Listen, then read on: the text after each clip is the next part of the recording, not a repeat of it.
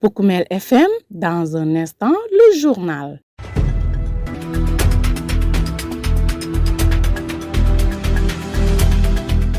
Merci de nous retrouver sur Poukoumel FM la 106.0 pour votre rendez-vous avec l'actualité au niveau régional. À la une de ce journal, démarrage ce 17 juin de l'examen du certificat de fin d'études élémentaires sur le territoire national. Dans le département de Goudomp, les autorités éducatives rassurent que tout est fin prêt pour que les 5012 candidats inscrits, dont 2602 filles, puissent composer dans de bonnes conditions. En parlant justement des examens scolaires 2026, l'Union régionale des parents d'élèves de Kolda appelle les candidats à ne pas sacrifier les révisions à l'engouement de la Coupe du Monde et invite les parents à renforcer l'encadrement des élèves.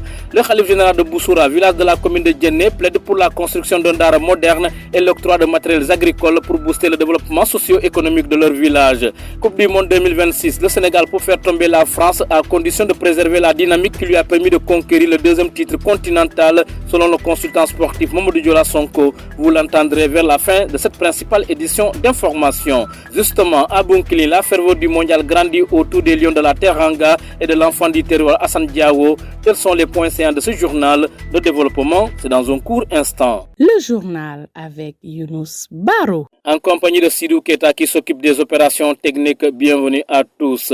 L'examen du certificat de fin d'études élémentaires va débuter ce mercredi 7 juin sur l'ensemble de notre pays dans la circonscription administrative de Goudomp.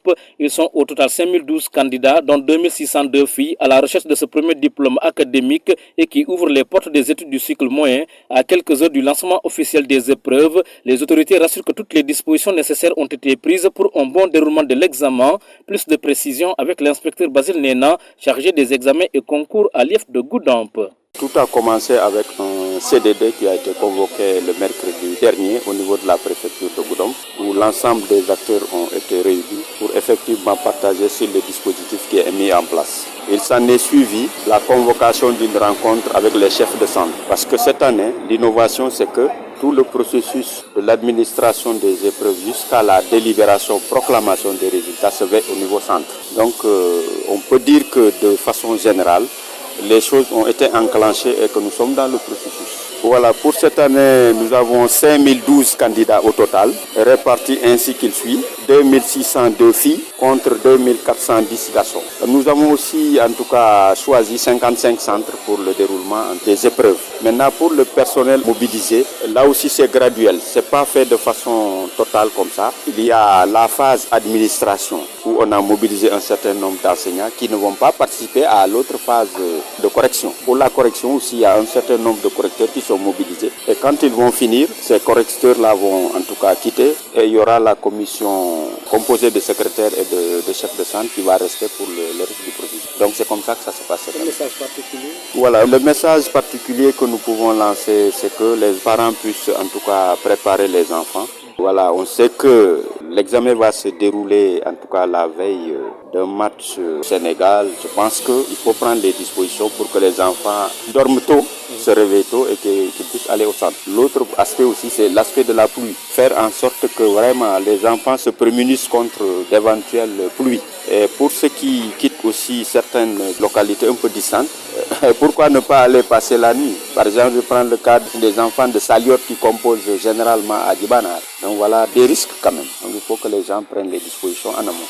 Et nous restons dans le secteur de l'éducation. À quelques jours des examens scolaires, l'Union régionale des associations des parents d'élèves de Kolda appelle à la vigilance. Son président, Djibi Bouaro, exhorte les élèves et les parents à concilier l'engouement suscité par la Coupe du Monde 2026 et les impératifs des études. Tout en soutenant les Lions, il rappelle l'importance des révisions pour assurer la réussite scolaire. Il est au micro de Pape Kadjali Badji. Tout d'abord, je souhaite une bonne chance à notre équipe nationale et je souhaite également que cette compétition se termine dans de meilleures conditions à travers le monde. Effectivement, ça coïncide avec les compositions, le démarrage des examens, etc. Alors, l'appel que je voudrais lancer d'abord à l'endroit des élèves et les parents d'élèves, c'est de veiller à rationaliser le suivi des compétitions, c'est-à-dire les matchs de football. Nous savons tous que la jeunesse s'intéresse particulièrement à de telles activités activités sportives, mais en période d'examen, il est bon de rationaliser le suivi de ces compétitions. Autrement dit, je lance un appel à l'endroit des élèves de bien organiser le suivi de ces compétitions. Ne pas consacrer l'essentiel de son temps à regarder des matchs de football au détriment des études. D'abord, donner priorité aux études et de voir comment on peut s'organiser pour ne pas que justement ces matchs de football perturbent considérablement la révision des programmes scolaires. Nous savons tous que nous sommes presque au bout de l'exécution du programme des activités scolaires. Et donc, il revient aux élèves de veiller particulièrement, mais également aux parents d'élèves, de veiller à leurs enfants et de les inciter à ne pas délaisser les études au profit des activités sportives. Cela doit aller de pair. Si on ne peut pas ne pas suivre les matchs de football, il y a lieu quand même de rationaliser et d'organiser le temps pour que les matchs de football n'aillent pas dans le sens de l'intérêt particulier des élèves en matière de formation et d'éducation. Voilà l'appel que je voudrais lancer à l'endroit des communautés éducatives. La nuit, c'est le moment de concentration des élèves pour réviser les leçons. Mais pour un seul match, j'espère que ça ne va pas considérablement perturber l'élève. Mais pour le reste des activités, il faudrait justement que vraiment une organisation soit mise en rigueur pour éviter l'un détruise l'autre. Ce que je souhaite, même nous le souhaitons bien sûr que le Sénégal gagne. Même si le Sénégal gagne, il faudrait que les élèves ne perdent pas leur concentration pour les révisions. Vous écoutez les informations sur Poukoumel FM, la 106.0. C'était l'un des aspects annoncés dans les titres. Le foyer religieux de Boussoura, situé à la sortie ouest de la ville de Sédhiou, dans la commune de Djenné, réclame la construction d'un dara moderne pour renforcer l'enseignement coranique. À cette occasion, le khalife général de cette cité religieuse a également plaidé auprès des autorités pour l'octroi de matériels agricoles destinés aux populations. Abdou Latif Sissé, porte-parole du khalife, s'exprime au micro d'Amadou Bamba Dramé. Le calife a sollicité l'État de les aider au matériel agricole, mais aussi à la formalisation, parce que nous voulons passer de l'agriculture à un agripreneur, à un vrai entrepreneur agricole. Je pense que devant le sous-préfet, le calife a formulé un certain nombre de besoins. Il s'agit aussi, il a dit, le quota pour la pèlerinage, pour que les autorités puissent impliquer les chefs religieux et que les autorités puissent tout faire pour que les chefs religieux, particulièrement le calife général de Boussoura, bénéficient de ce quota-là. Mais au-delà aussi, il a sollicité un ralentisseur parce qu'il a dit les talibés souvent avec les véhicules, c'est pas trop prudent. Donc il a sollicité l'administration à nous faciliter à créer un ralentisseur au niveau du village. Le calife général aussi a sollicité un dara moderne parce qu'aujourd'hui tout le monde sait que c'est pas trop évident d'avoir un nombre conséquent de talibés à la maison, mais l'État peut créer les conditions nécessaires pour que l'apprentissage puisse se faire dans les meilleures conditions, entre autres besoins, mais pour ne citer que cela. Vous suivez les informations sur Poukoumel FM, place au dernier volet de cette principale édition d'information. Poukoumel FM, le journal des sports.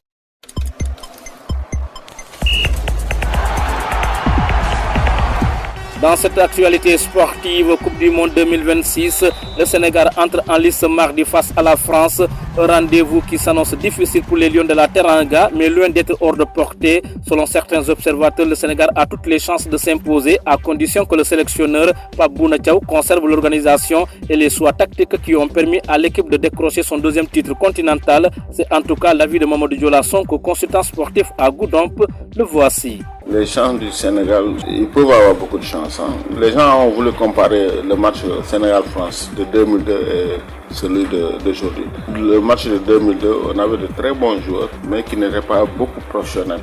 Alors qu'aujourd'hui, nous avons tous les joueurs qui sont des professionnels et qui jouent dans les grands clubs européens. Donc le Sénégal peut avoir la chance de gagner ce match.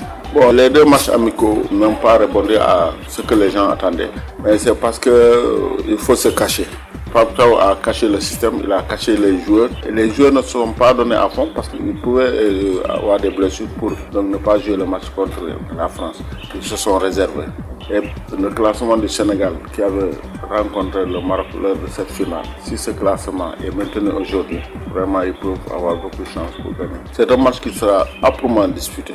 De toute façon, toutes les équipes se connaissent. C'est des gens qui, d'autres sont dans le même championnat, d'autres sont dans les mêmes clubs. Ils savent comment donc se comporter devant l'adversaire. Mamadou Diola Sonko, consultant sportif à Goudomp sur le choc France-Sénégal. Du côté de Bounkiling, la fièvre de cette 23e édition de la Coupe du Monde s'empare déjà. Les populations affichent leur soutien indéfectible aux Lions de la Teranga. Dans le département, tous les regards se tournent notamment vers Alassane Diao, originaire de Dongando. Le parcours suscite la fierté et nourrit les espoirs de toute une communauté, nous dit Abdou Koudous Bari dans ce reportage. La 23e édition de la Coupe du Monde de football organisée sur le sol américain s'ouvre officiellement ce 11 juin aux États-Unis. Parmi les équipes qualifiées figurent 10 nations africaines, dont le Sénégal. Ont-elles une chance de créer la sensation? Pour Boubacar Silla, président de l'ORCAV de Sédhiou, c'est bien possible. Aujourd'hui, le football est devenu une affaire mondiale. Il n'y a pas de petites équipes, Moi, je pense que des équipes comme le Sénégal, des équipes comme l'Égypte, des équipes comme l'Algérie, comme l'Afrique du Sud, le Cameroun, le Nigeria peuvent faire mal au niveau de cette Coupe du Monde-là. L'avenir nous jugera. Depuis peu de temps, on verrait ces équipes-là qui font un éveil dans cette Coupe du Monde-là. Boubacar Silla espère que les équipes africaines feront mieux que le Maroc, demi-finaliste lors de l'édition précédente. Je suis optimiste, je sais que les gens peuvent faire autant que le Maroc, ou plus même peuvent faire autant que le Maroc, ou plus. Quand je vous dis ces équipes-là, je ne suis pas le Sénégal, le Nigeria, le Cameroun, l'Égypte, l'Algérie, les équipes qui peuvent faire des merveilles comme je le dis. Donc ils peuvent aller au-delà même de ce que le Maroc a fait. Pour l'heure, tous les regards sont tournés vers l'Amérique pour le démarrage de la Coupe du Monde 2026 et l'équipe nationale du Sénégal suscite beaucoup d'espoir. De Bounkiling, d'où vous a parlé Abdou Koudous Bari. Grand merci à vous, Abdou Koudous Bari, pour ce reportage. Voici à présent les résultats complets des rencontres déjà disputées. Le Mexique a battu l'Afrique du Sud de 2-0. La Corée du Sud a aussi gagné la République tchèque par 2-1. Le Canada et la Bosnie-Herzégovine se sont quittés par le score parité d'un but partout. Même scénario entre le Qatar et la Suisse, ainsi que le Brésil et le Maroc. Les États-Unis ont battu le Paraguay par 4-1. Haïti s'est incliné face à l'Écosse par la marque d'1-0. L'Australie s'est également imposée face à la Turquie par la marque de 2-0. L'Allemagne a montré sa suprématie aux îles Caraïbes par le score sans appel de 7-1. Le Pays-Bas et le Japon ont fait match nul, 2 buts partout. Et enfin, la Côte d'Ivoire a battu l'Équateur par la marque d'1-0. Voilà, mesdames, messieurs, nous sommes arrivés au terme de cette principale édition d'information. Je vous rappelle le sommaire.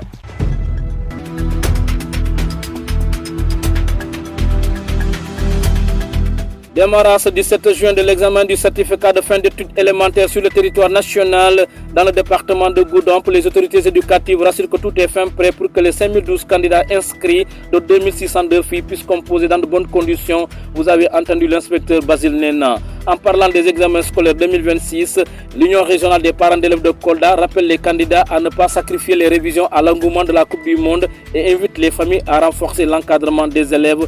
Vous avez également entendu leur président. Le Khalif général de Boussoura, village de la commune de Djenné, plaide pour la construction d'un dara moderne et l'octroi de matériels agricoles pour booster le développement socio-économique de leur village. Coupe du Monde 2026, le Sénégal peut faire tomber la France à condition de préserver la dynamique qui lui a permis de conquérir son deuxième titre continental, selon le consultant sportif Mamadou Diola Sonko. Vous l'avez entendu.